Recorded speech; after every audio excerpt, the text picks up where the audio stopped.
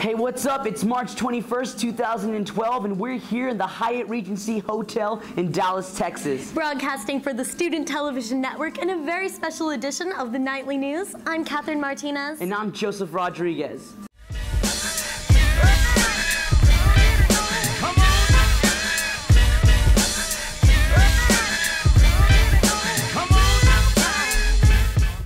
It's been a long journey from Las Cruces, New Mexico, and we're becoming immersed in new surroundings and surrounded by new ideas.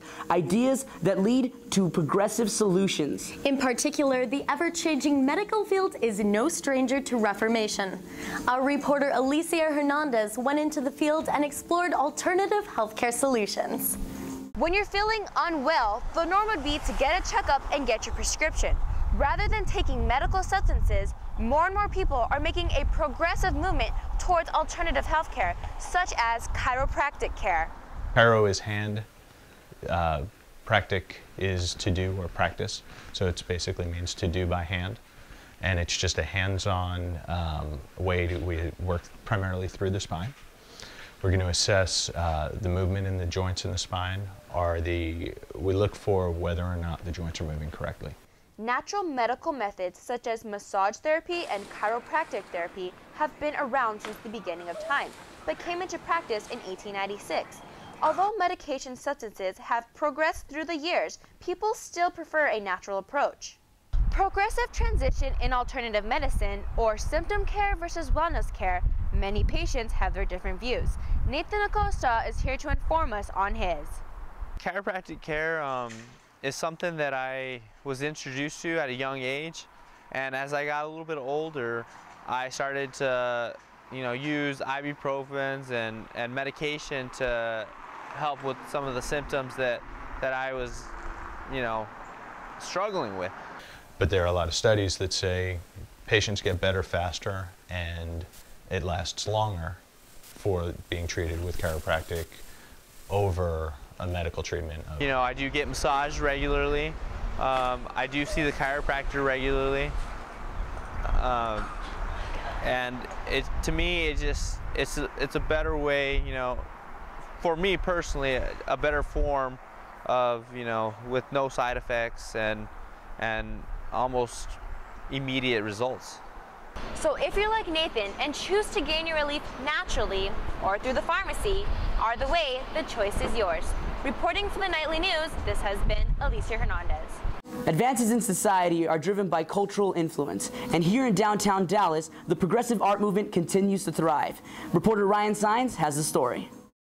I like the ability to be able to walk around and see 360 degrees of art.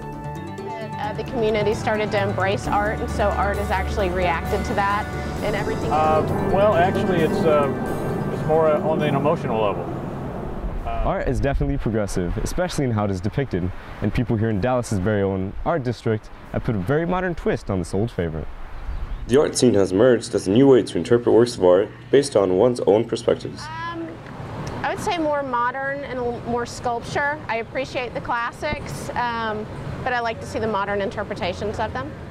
A lot of what you saw in the Renaissance was just a representation of the physical world. What you see when you look in the mirror, when you look at a particular person, a figurative kind of a thing.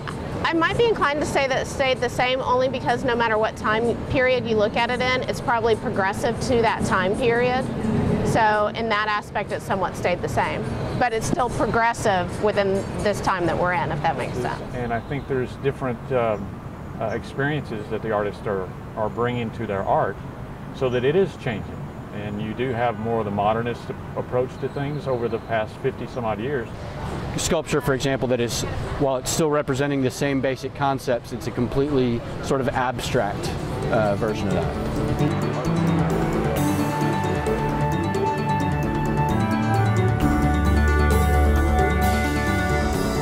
There is a level of, I guess, a quality of life issue that builds into the projects that I work on, and I think art is one of those ways to create a quality of life. Art inspires one's creative side and helps one see beauty in another person's form of self-expression. Reporting from Nightly News, this has been Ryan Sines. Sit tight, guys. We'll be right back. Look good and get chicks.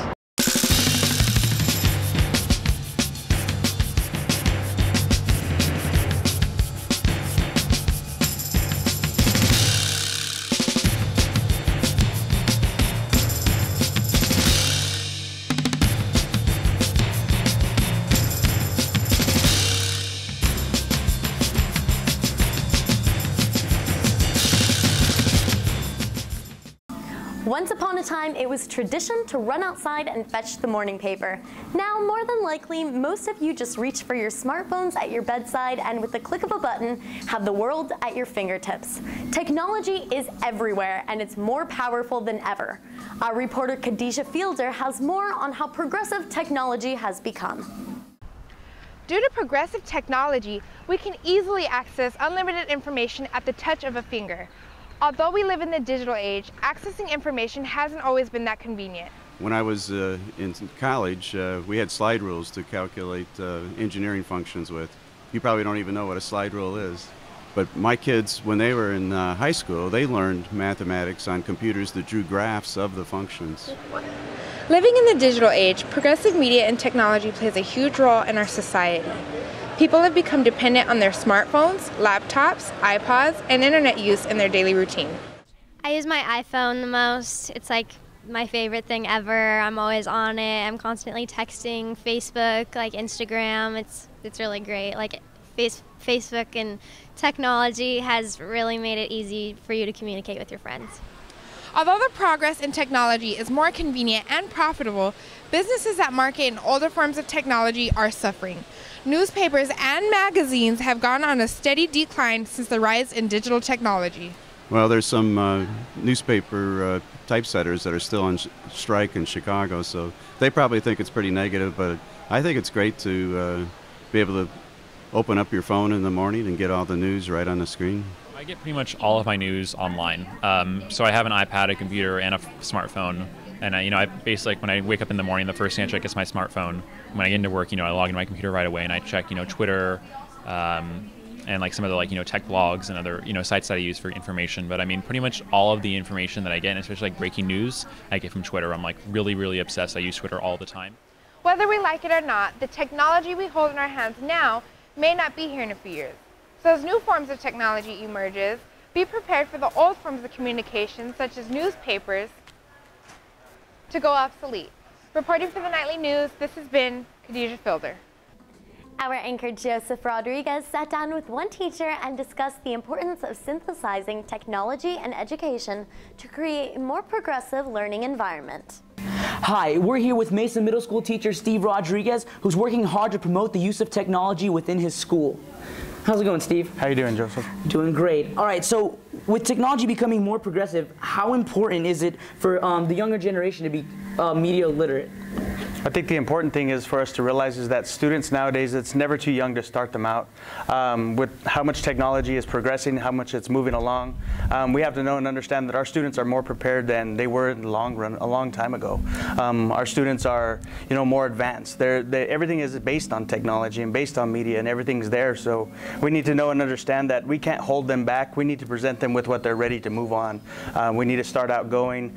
We also need to know and understand that people, every job is, technology based, it's media based, and with the progressive thing that we're based on, we have to prepare our students for that sense that they are ready to go into the market. They're ready to go from elementary to middle school to high school to college and be prepared to go into the workforce to be, very productive, but also to excel and to be successful in life. And how do you promote a further progression towards media literacy? I think the biggest thing, like I said earlier, is that you prepare students. They're ready to go. We can't hold them back. All we need to do is give them the tools, and they're ready to use them. A lot of times we used to have to teach them. A lot of times they come in already prepared. They're using them at home. They have a computer in their pocket with their cell phones. Everything that's there, people are using. So that we need to make sure that we're incorporating those things into our classrooms.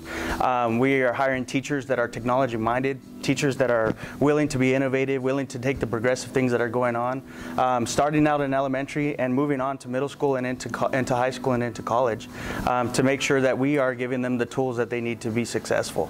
I know we're in budget crunches, but nothing's more important than our students' success and our futures that we have for them to be ready to be in the market, which is a progressive market with technology and with media. All right, well, thank you for joining us, Steve. Thank you for having me. Now, we can all follow his example to ensure a further advancement into the digital age. Back to you, Catherine. As we are now well into the digital age, media and television have become more than an integral part of society. In fact, for many, they are a way of life. Now in its 9th year, the Student Television Network Convention has become progressively larger. This is the biggest event that we've ever had, and I believe there's 120 schools attending and 1,900 kids. And so I've seen it progress and increase, and it's just more exciting every year. Of course, the growing number of attendees has also accounted for an increase in the intensity of competition. Well, we've definitely seen an increase in participants in Sweet 16. So I think that it must be a big draw. People want to come and do it. It's very exciting. It's high pressure. It's competition. And I think that the kids just learn so much and they thrive on competition. And so it's just kind of electric. It's contagious. The Student Television Network continues to serve as both a creative outlet for progressive minds and a gateway to future occupational opportunity. We'll be right back after this quick commercial break.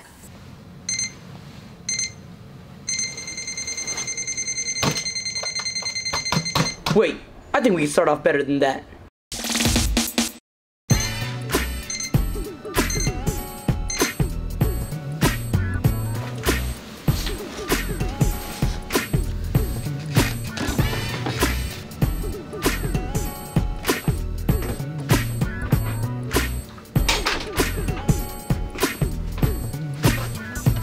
Be productive, be progressive. Hello everybody, welcome back. With gas prices skyrocketing, more and more Americans are shifting gears in the way they think about energy resources. That's right, Catherine, and the question on everyone's mind is how can we take a progressive approach towards a fuel-efficient economy? Reporter Alex Lynch has more. We are all aware of dramatic increases in gas prices and how it has negatively affected our gas-centered culture of endless cars and big trucks. But what some people don't realize is how a progressive society has come up with alternate fuels and progressive energy resources, which has been a major factor in determining gas prices. I think hybrids and electric cars are helping our society because not only is it making the community more aware because they see the ads all the time, it's also helping the environment, which even though it's not affecting us, is something that we need to focus on for the future. Rising gas prices have contributed to the emergence of innovations in fuel and technology. In the past week alone, local gas prices have risen almost 5 cents to $3.72 a gallon, 8 cents below the national average of $3.80 a gallon.